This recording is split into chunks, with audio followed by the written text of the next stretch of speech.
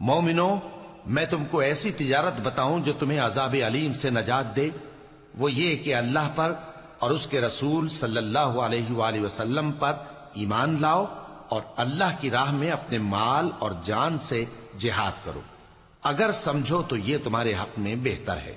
وہ تمہارے گناہ بخش دے گا اور تم کو جنت کے باغوں میں جن کے نیچے نہریں بہ رہی ہیں اور پاکیزہ مکانات میں جو ہمیشہ کی بہشت میں ہیں داخل کرے گا۔ یہی بڑی کامیابی ہے۔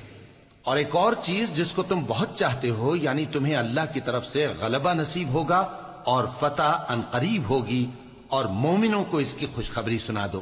مومنوں، اللہ کے مددگار ہو جاؤ، جیسے عیسیٰ ابن مریم نے حواریوں سے کہا تھا کہ بھلا کون ہیں جو اللہ کی طرف بلانے میں میرے مددگار ہوں؟ حواریوں نے کہا کہ ہم اللہ کے مددگار ہیں۔ سو بنی اسرائیل میں سے ایک گروہ تو ایمان لے آیا،